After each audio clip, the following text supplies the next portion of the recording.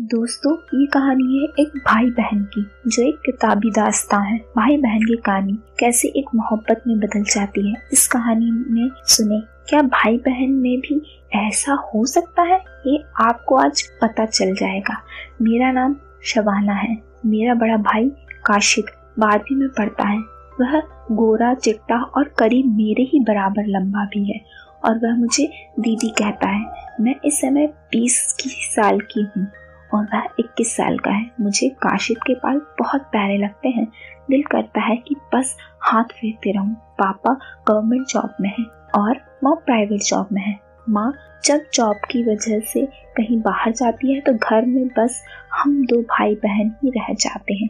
एक बार माँ 3 दिनों के लिए बाहर गई थी। रात को हमने डिनर के बाद कुछ देर टीवी देखा, फिर अपने अपने कमरे में सोने के लिए चले गए। करीब 1 घंटे बाद प्यास लगने की वजह से मेरी नींद खुल गई। बोतल देखी तो खाली थी। मैं उठकर रसोई में पानी पीने गई तो लौटते समय देखा कि काशिद के कमरे की लाइट जल रही थी और दरवाजा भी थोड़ा सा खुला था। मुझे लगा कि शायद वह लाइट ऑफ करना भूल गया है। मैं ही बंद कर देती हूँ।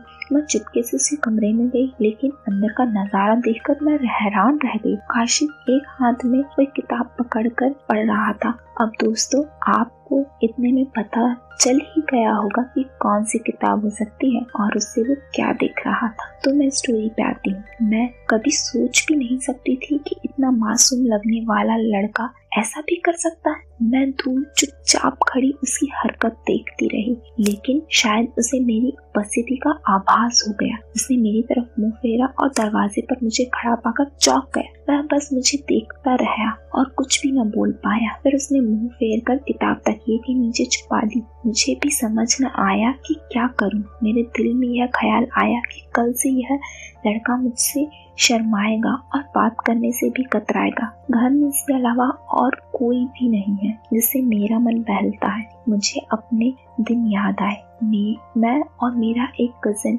इसी उम्र के थे जब हमने कुछ अच्छे पल गुजारे थे। अच्छे पल से आप सभी समझ गए होंगे मैं कौन से अच्छे पलों की बात कर रही हूँ। फिर मैं सोची उसमें कौन सी बड़ी बात हुई अगर यह कर रहा था तो। मैं उसके पास गई और उसके कंधे पर हाथ रखकर उसके पास ही बैठ गई। वह चुपचाप रहा। अरे यार, अगर यही करना था कम से कम दरवाजा बंद कर लिया होता। वह कुछ नहीं बोला, बस मुंह दूसरी तरफ किए रहा।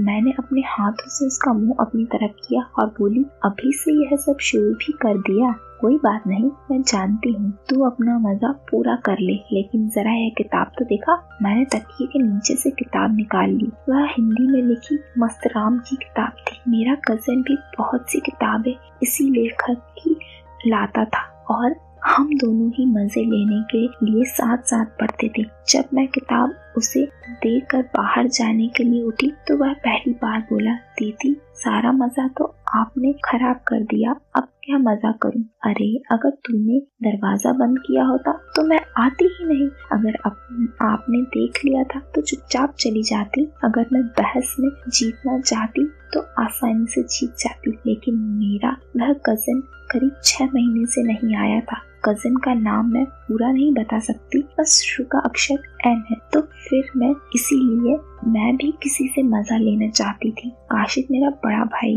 था और बहुत ही अच्छा लगता था। इसीलिए मैंने सोचा कि अगर घर में ही मजा मिल जाए तो बाहर जाने की क्या जरूरत। चल, अगर मैंने तेरा मजा खराब किया है तो मैं ही तेरा मजा वापस कर देती।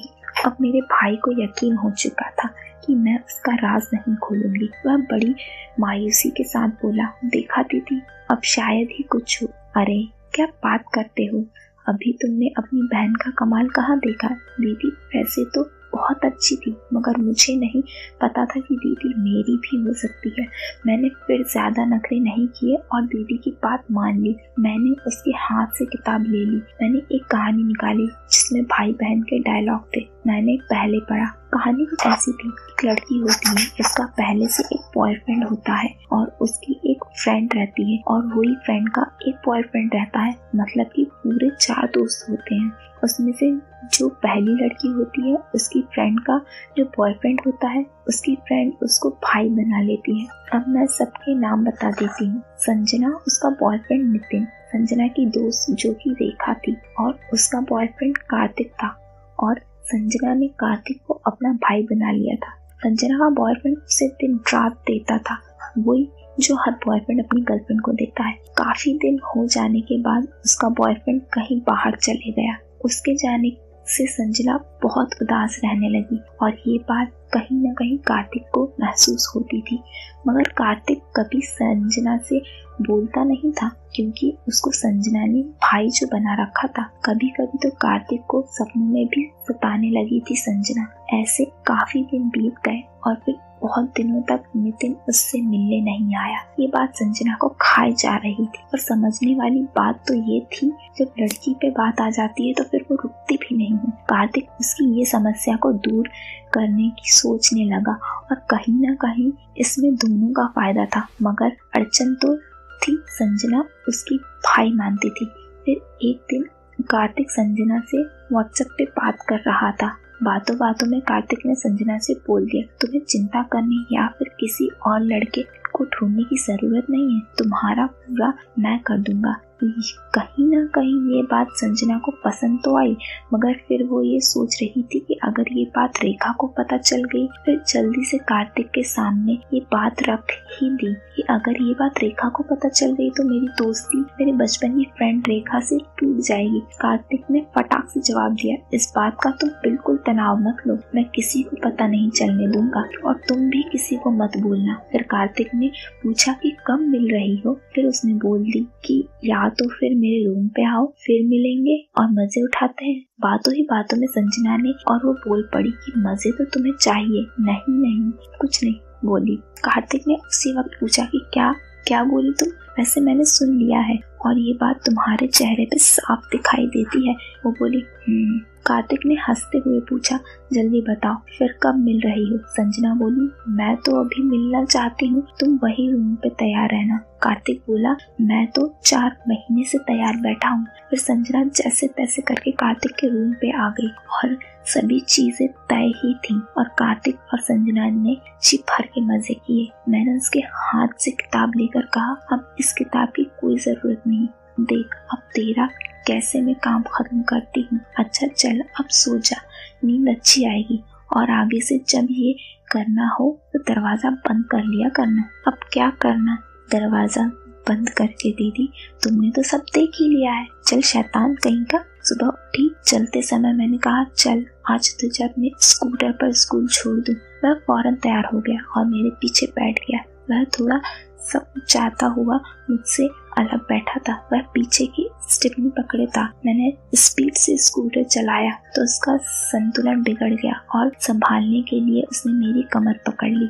अच्छा दीदी, क्या रात वाली बात याद आ रही है? काश दीदी रात की बात ही मत करो, काश कल की रात कभी खत्म ना होती। तो फिर दीदी आज रात का क्या प्रोग्राम है? प्रोग्राम पक्का? चल हट, केवल अपने बारे में ही सोचता है, यह नहीं पूछता कि मेरी हालत कैसी है, मुझे किसी चीज की जरूरत तो नहीं। चल मैं आज नहीं यार। अरे आप तो नाराज हो गई दीदी, आप जैसा कहेंगी वैसा ही करूँगा, मुझे तो कुछ भी पता नहीं, अब आप ही को मुझे सब सिखाना होगा। जब तक उसका स्कूल आ गया था, स्कूटर के शीशे में देखा कि वह मायूस सा स्कूल में जा रहा था। मैंने मन ही मन बहुत खुश हुई कि चलो अपने दिल की बात का इशारा तो उसे दे ही दिया। शाम को मैं अपने कॉलेज से जल्द ही वापस आ गई थी। काशिफ 2 बजे वापस आया तो मुझे घर पर देखकर हैरान रह गया। मुझे लेटी देखकर बोला, दीदी आपकी तबीयत तो ठीक है? ठीक ही समझो, तुम बताओ कुछ होमवर्क मिला है क्या? दीदी कल इतवार है, वैसे कल रात का काफी होमवर्क बचा हुआ है। मैंने हंसी दबाते हुए कहा, क्यों? पूरा तो करवा दिया था। फिर मैं उठकर नाश्ता बनाने लगी। मन में सोच रही थी कैसे इसको लड़की पटाना सिखाऊं। लंच पर उससे पूछा, अच्छा ये बता तेरी किसी लड़की से दोस्ती है? हाँ दीदी सुधा से। कहाँ तक? बस बातें करते हैं और स्कूल में साथ ही बैठते हैं। मैंने सीधे बात करने के लिए कहा, दीदी आप कैसी बात करती हैं? वह शर्मा गया तो मैं बोली, इसमें शर्माने की क्या बात है, सुधा के बारे में बहुत सोचता है लेकिन दीदी ख्याल में होता है तो इसका मतलब है कि तू जाता है? मैंने कहा, उससे ज्यादा तो और एक है जाता हूँ जो मुझे बहुत ही अच्छी लगती है, जिसकी कल रात ख्यालों में। उसने सर हिलाकर हाँ कर दिया, पर मेरे बार बार पूछने पर भी उसने नाम नहीं बताया। इतना जरूर कहा कि मुझे बताएगा। अरे दीदी, अभी तो मैं बच्चा हूँ, ये सब आप बताएंगी तब मालूम होगा मुझे। अरे यार, सब पट जाएगी। पर कैसे दीदी, उसने पूछा। फिर दीदी बताने लगी और काशिद सब समझ गया। काशिद बड़े ध्यान से सुन रहा था। वह बोला, मैंने उस पर एहसान करते हुए कहा, तुम मेरे भाई हो, इसीलिए मैं तुम्हारी मदद कर रही हूँ। अच्छा दीदी, अब वायदे के मुताबिक सब किया और मधु को पटा लिया और खूब मजे लिए। भाई बहन की कहानी को कैसी लगी